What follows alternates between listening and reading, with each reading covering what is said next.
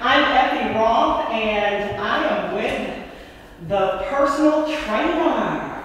In fact, you would think he invented sweat.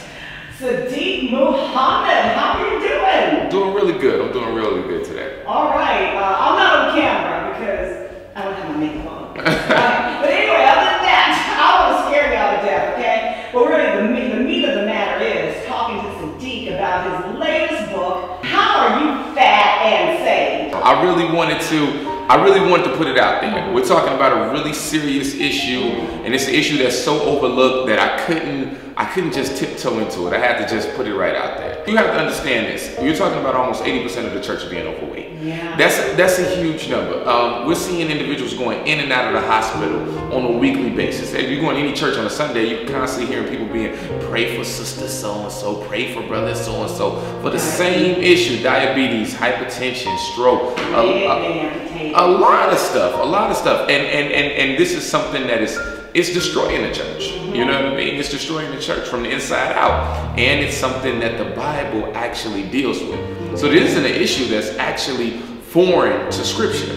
This is something that is focused on. I really look at the Scripture from a health standpoint anyway. When you look at John 10:10, he came that we may have life and have life more abundantly, or have life in abundance. You're talking about living a healthy and full life. But your body isn't yours. That's borrowed. So if you borrow someone's car, and you're going to return it in a better condition, or at least the same condition. So you're talking about the body, which is a gift from God. Then that's on layaway.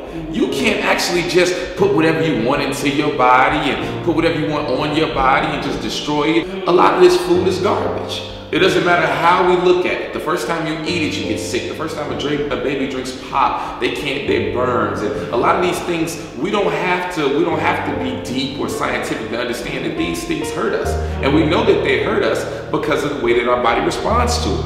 If you're talking about not being able to walk, or you're talking about having cramps, that's your body screaming out that something is wrong. So your body is letting it know that something is wrong. So how can you focus on just being an example for everybody out there, for the lost, if you are not even being an example to yourself? So we walk up to someone and we'll say something, come join my church or be a part of my ministry to save your life. But then they look at you and you're not saving your own life. So you become a walking reflection of hypocrisy. The devil is so slick. Look at what he's doing through Hollywood. Whenever you see a Christian movie or a movie that focuses on the gospel or any type of version of Christianity, what do you have? The person that is always the person that you look for wisdom, for understanding, for knowledge, it's always the biggest person in the movie. You got black men playing overweight black women. Come on.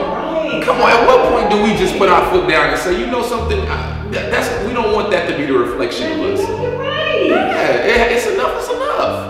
I look at the Tyler Perrys and I look at the Big Mama houses and different things like that, and the images that they keep drilling home is that when you really want to be safe, or you really want to know something, you gotta go to Big Mama. You gotta go to Big Mama, and she's gotta be big. Soul Food. I thought that movie was just so hypocritical. You had a woman that died from some of the same food that y'all was cooking at the end of the movie. But let me just finish this saying, your book really made me get up and start moving. If we get too busy, and I've been guilty of it, we all been guilty of it. I've missed Sunday service, so I've missed Bible study, and we'll go without that. But when it comes to food, we'll drop everything. We'll rush anywhere. We'll get in that drive-thru to make sure that we eat, and that is too much control.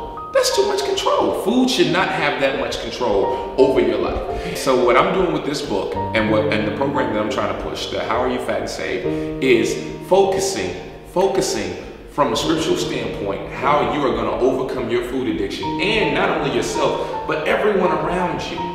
Everyone around you. We have to change the way things are done. So how can they find more about the book? How can they find more about you, who's there to help? You're a personal trainer. You're available, I'm sure, Monday through whatever. Whenever. So how can they find out more about the book and more about you? www.C as in Chicago, F as in fitness, the number 4, life.com. CF for life.